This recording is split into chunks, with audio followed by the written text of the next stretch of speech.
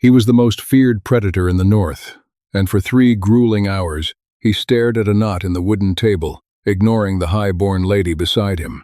But when a tired, grease-stained serving girl dropped a pitcher of wine at his feet, the Alpha King smiled. The great hall of Oakhaven smelled like a slaughterhouse trying to masquerade as a bakery. Beneath the heavy, cloying scent of roasting venison and sweet honey bread, there was the sharp, metallic tang of blood that never quite washed out of the floorboards. Add to that the overwhelming musk of 200 restless werewolves packed into a poorly ventilated stone fortress, and the air was thick enough to chew. Bryn shifted her grip on the iron-handled serving tray.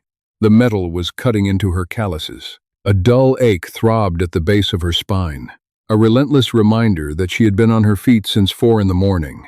She was an Omega, which in Oakhaven didn't mean she was revered or coddled.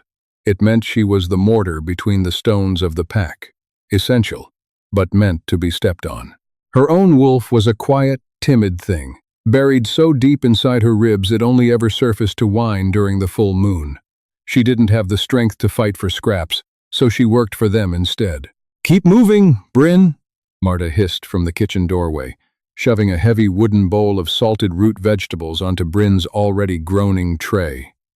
The head cook's face was shiny with sweat and grease. "The high table is empty of ale. If the king's cup stays dry for another minute, I'll strip the skin from your back." Bryn didn't bother nodding. She just adjusted her footing on the slick flagstones and waded into the sea of bodies. Navigating the hall was a dangerous dance. The warriors were deep into their cups, their inhibitions frayed. They were loud, deafeningly so. The sound of their laughter was jagged, punctuated by the occasional snarl or the heavy thud of a fist slamming against oak. Bryn kept her eyes down, tracking the muddy boots and the trailing hems of cloaks. If you made eye contact, you became a target. If you stayed a ghost, you survived the night. She approached the high table from the flank, stepping up the stone riser.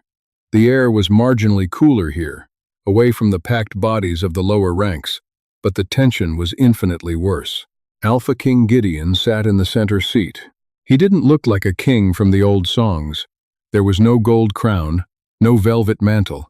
He wore boiled leather and a heavy wolf fur cloak that looked as worn and exhausted as the man himself. He had returned from the border wars only 2 days ago. The dirt of the campaign trail was still wedged beneath his fingernails. A jagged pink scar pulled at the corner of his left eye, descending sharply across his jaw. He sat with his broad shoulders slumped, resting his forearms heavily on the table. He looked utterly, aggressively bored. Beside him sat Lady Isolde. She was a strategic nightmare dressed in spun silk. Her pack controlled the southern grain fields, and Oakhaven was facing a bitter, starving winter. The alliance was necessary. The courtship was mandatory. Isolde was trying. God, she was trying. She leaned into Gideon's space, her perfume a suffocating wave of crushed jasmine and expensive oils battling the natural scent of the hall. She was speaking animatedly, her manicured fingers brushing against his thick forearm, pointing at the dancers spinning near the hearth. Gideon wasn't looking at her. He wasn't looking at the dancers. He was staring at a knot in the wood of the table. He hadn't blinked in a solid minute. Bryn slipped behind them, a shadow moving against the tapestry-draped wall. She reached forward to collect Gideon's empty flagon. As she did, she caught the subtle, minute details of his posture. The muscle in his jaw was ticking, a rapid, rhythmic pulse. His nostrils flared, taking in short, shallow breaths, as if he were trying very hard not to suffocate on Isolde's perfume. He was a tightly coiled spring of pure irritation, trapped in a cage of political necessity. "And my father assures me," Isolde was saying, her voice a pitch too high, desperate for his attention, "that the northern passes will be clear by spring. We could travel together. You must see the southern estates, Gideon. The climate is far less punishing." Gideon didn't move. He didn't acknowledge she had spoken. He simply reached out with a heavy hand, picked up a blunt iron knife, and began to aggressively carve a deeper gouge into the wooden knot he had been staring at. Bryn silently swapped the empty flagon for a full one. She didn't exist to them. That was the rule. She backed away, her worn leather shoes making no sound on the stone. She felt a brief, cynical pang of pity for Isolde.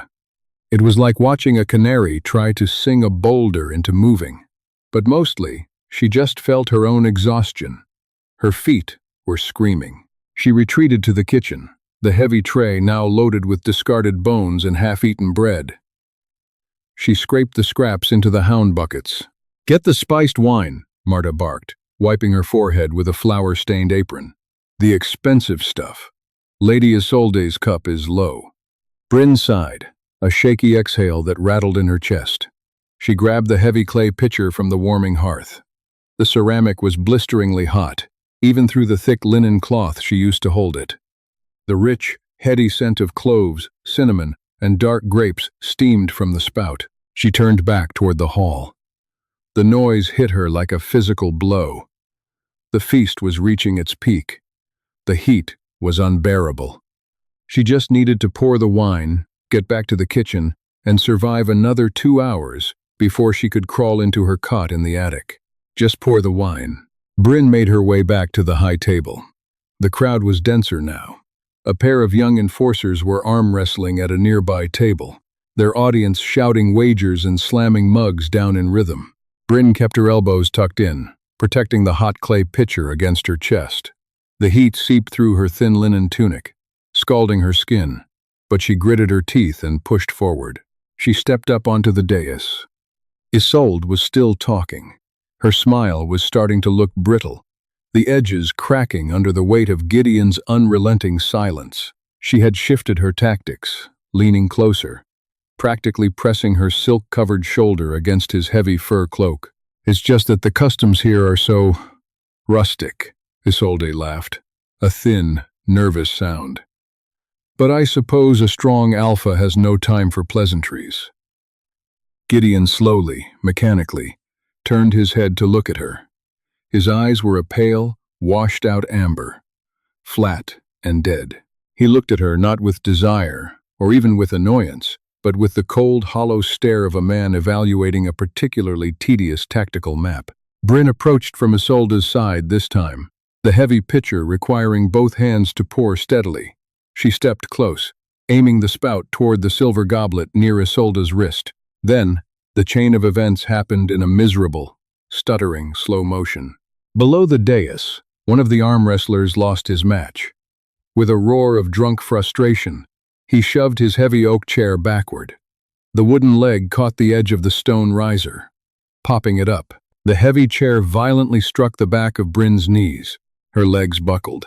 She tried to catch her balance, twisting her hips, but her worn soles found no grip on the grease-slicked stone. She pitched forward. Survival instinct flared. She could have dropped the pitcher and caught herself, but breaking the king's expensive clay and wasting the imported wine meant a beating she couldn't afford. She tried to pull the pitcher back, to protect it with her body.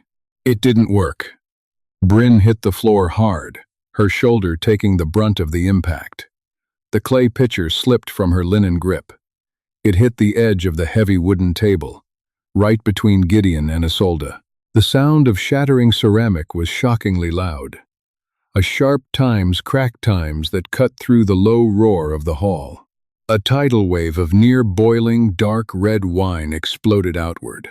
It splashed heavily across the table, soaking into the bread trenchers. It sprayed across Isolde's lap, instantly staining the pale blue silk of her gown with dark, ugly streaks that looked like arterial blood.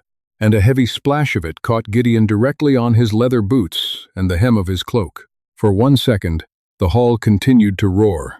Then, the scent of the spilled wine and the sudden, sharp spike of Bryn's sheer terror hit the sensitive noses of the pack. Silence rippled outward from the high table. It was instantaneous and absolute. Conversations died in throats.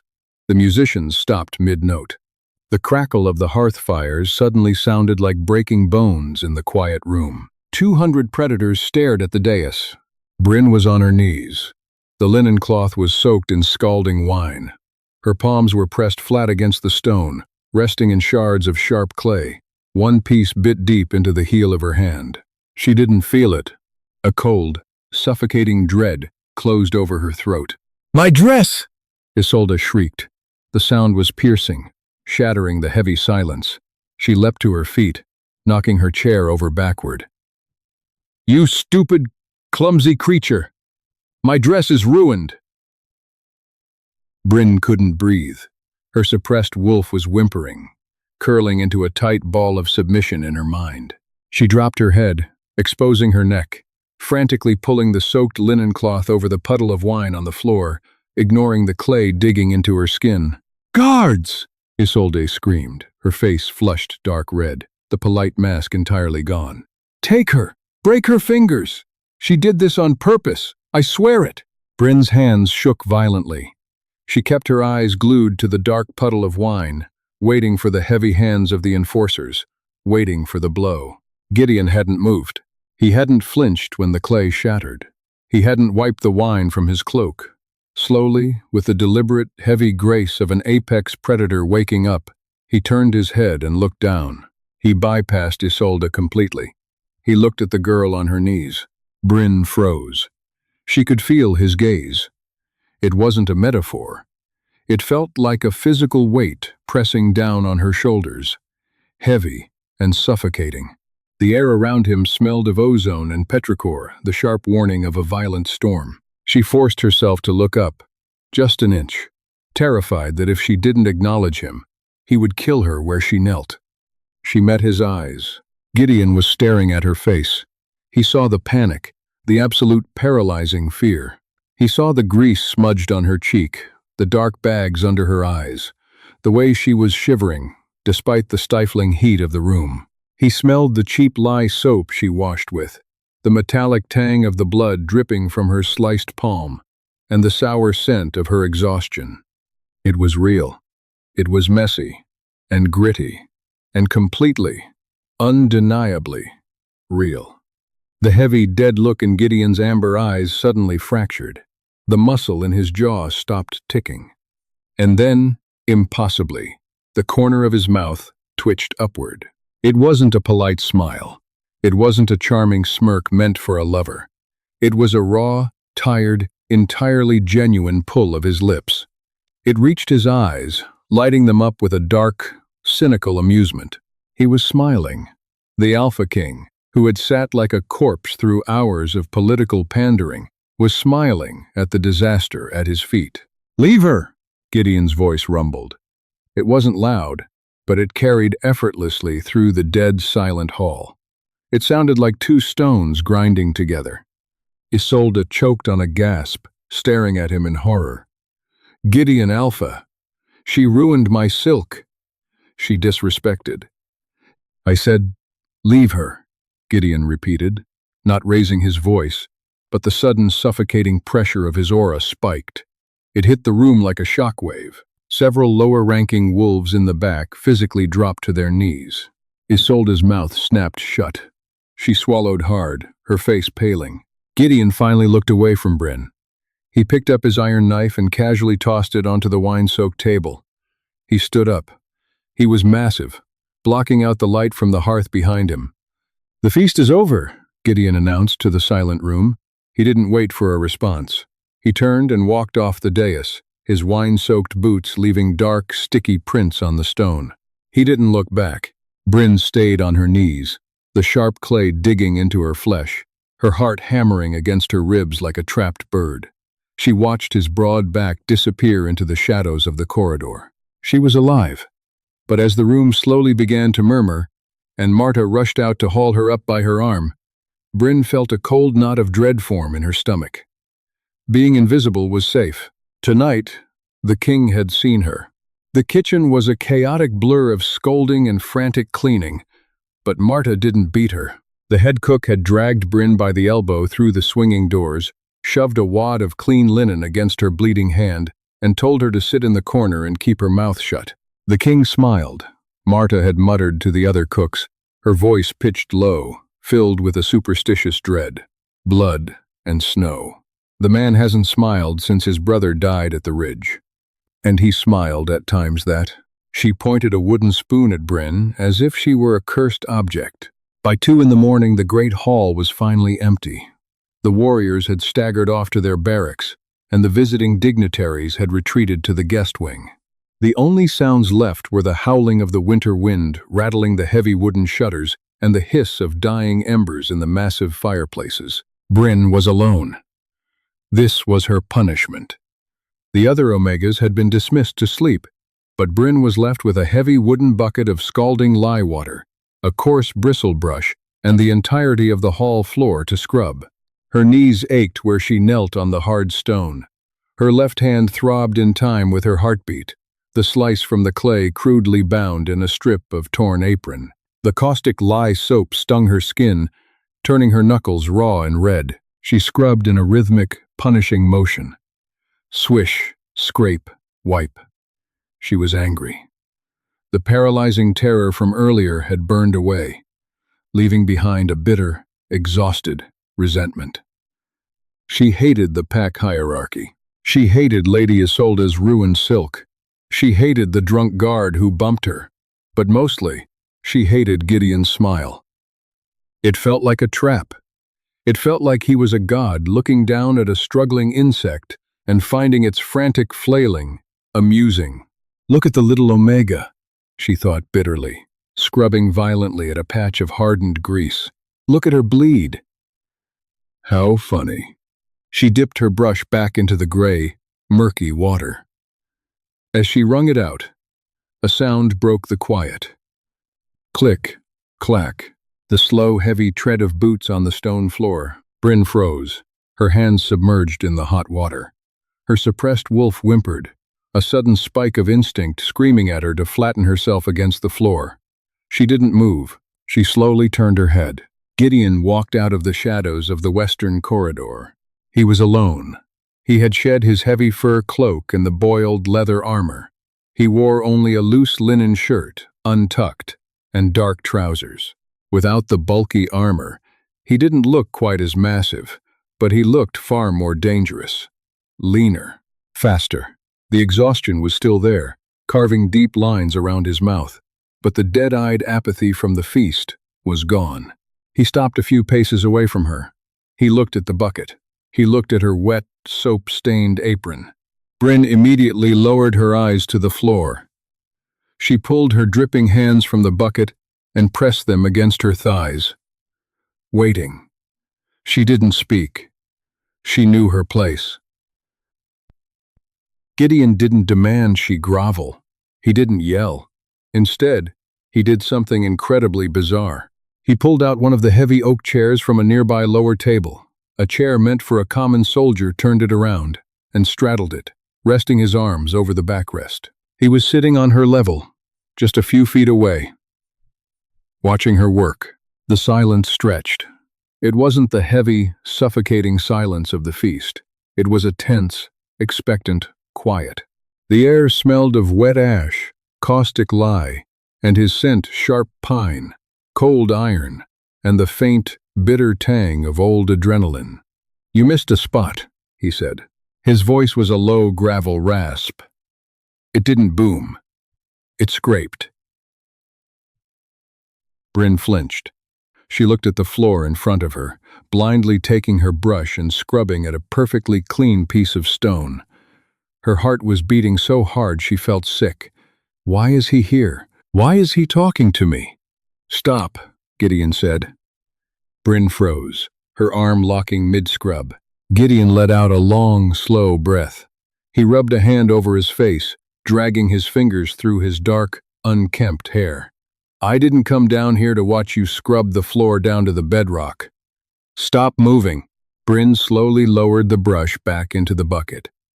She kept her chin tucked to her chest. Look at me, he commanded, though the tone was flat, almost tired. She forced her head up. Her neck protested. She looked at his chest, refusing to meet his amber eyes. Lady Isolde wanted my head, Bryn blurted out. The words bypassed her brain entirely. Her exhaustion was stripping away her filter. She wanted my hands broken. Lady Isolde is a pampered idiot who thinks a pack is run on perfume and polite smiles, Gideon said bluntly. He leaned his chin on his crossed arms. If I broke the hands of every servant who dropped a cup, I'd have to serve myself. And I burn water. Bryn blinked. She stared at the rough fabric of his shirt. Was that a joke? Was the Alpha King making a self-deprecating joke to an Omega at 2 in the morning? Why did you smile? She asked. Again, the words slipped out before her survival instinct could choke them back. She braced herself for a strike. You didn't question an Alpha. You definitely didn't question the King. Gideon didn't strike her. He just watched her. His eyes dropped to her left hand, noting the crude, blood-spotted bandage wrapped around her palm. Because, Gideon said slowly, his voice dropping an octave, for 3 hours, I sat at that table and listened to a woman lie to me. I watched my commanders lie to me. I watched 200 people pretend we aren't freezing, pretend we aren't starving, pretend that putting silk on a corpse makes it breathe. He tilted his head, his gaze finally rising to meet hers. His eyes were intense, a burning, molten amber in the dim light. And then you fell, he continued softly. You fell, and you bled, and you smelled like real, raw fear. You didn't try to look pretty while doing it. You were just a mess. It was the only honest thing that happened in this hall all night. Bryn stared at him, her mouth slightly open. It was an awful thing to say. It was deeply cynical. He had found comfort in her humiliation because it was authentic. A sudden, reckless spark of anger flared in Bryn's chest. The Omega in her howled in terror, but the human in her, the girl who was cold, bleeding, and exhausted, snapped. I'm glad my terror was so refreshing for you, my king, she said, her voice dripping with a bitter, defensive edge. She immediately clamped her jaw shut, terrified of what she had just done. The silence that followed was agonizing. Bryn held her breath. Gideon stared at her. The heavy, oppressive weight of his alpha aura flared, pressing against her skin, making the hairs on her arms stand up. He didn't look amused anymore. He looked dangerous. He stood up from the chair. He was towering over her again. He took a slow step forward, his boots silent on the stone. He stopped right at the edge of the puddle of lye water. He crouched down. He was so close she could feel the heat radiating from his skin. She could see the individual silver threads mixed into his dark beard. He reached out. Bryn squeezed her eyes shut, preparing for the blow. Instead, thick, calloused fingers gently wrapped around her left wrist. His touch was burning hot. He didn't pull her arm. He just held it, his thumb lightly brushing the edge of her crude, blood-soaked bandage. A violent electric shock ran up Bryn's arm. Her suppressed wolf didn't whimper this time. It slammed against her ribs, wide awake, thrashing with a sudden, desperate need. Gideon inhaled sharply. His grip on her wrist tightened just a fraction. He smelled it, too. The shift in the air. The sudden, undeniable click of a lock tumbling into place. The bond.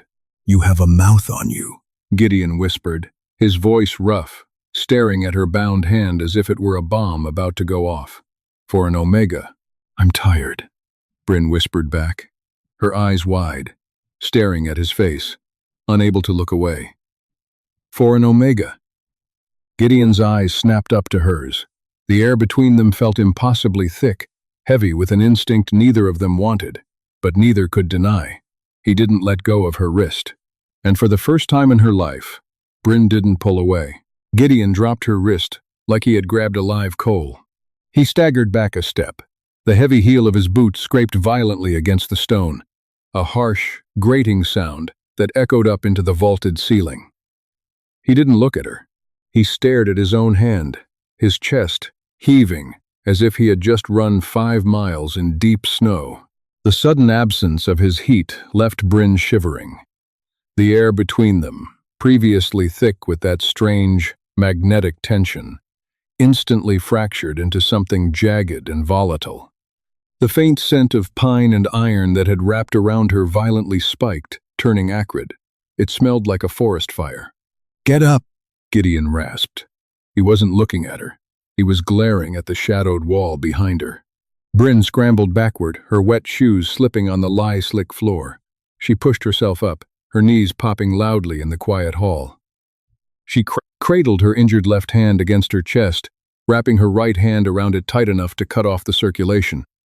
Her heart was hammering a frantic, desperate rhythm against her ribs. Mate. The word was a death sentence. Omegas didn't mate with Alpha Kings. They mated with stable hands, with low-ranking guards, with other Omegas. A king needed a queen who brought grain, steel, and warriors. A king needed Lady Isolde. If Bryn laid claim to the man standing in front of her, the pack would tear her throat out before the sun reached the top of the watchtower. "My king," Bryn stammered, her voice thin and shaking. She bowed her head, exposing the nape of her neck in total submission. "I apologize. The lie fumes. They make the mind weak. I will return to my cot." "Stop talking." Gideon's voice was a whip crack. He began to pace. The movement was predatory, restless. He walked the length of the high table, his broad shoulders tense, his hands curling into fists and uncurling at his sides. Every time he passed her, the invisible tether between them pulled taut, a phantom pressure against her breastbone that made her gasp for air. "This is a mistake," Gideon muttered, stopping at the edge of the dais. He ran both hands over his face, pressing his palms against his eyes. The blood loss, the exhaustion, the God's damned wine. He dropped his hands and looked at her. His eyes were no longer washed-out amber. They were flashing a bright, unstable gold. His wolf was right at the surface, clawing at the inside of his skull. Bryn kept her eyes glued to the dark puddle of lye water at his feet. "Yes, a mistake. I will scrub the western corridor. You will not see me again." She took a slow step backward, retreating toward the shadows. She just needed to get back to the kitchen. She needed the smell of grease and onions to drown out the suffocating scent of his pine. "I said stop moving!" Gideon snarled. The command hit her physically. Her knees locked. Her lungs froze mid-breath. Her inner wolf flattened itself onto its belly, whining in absolute compliance. Gideon crossed the distance between them in 3 massive strides. He didn't touch her this time, but he loomed over her, boxing her in against the heavy oak table. The heat rolling off his body was oppressive.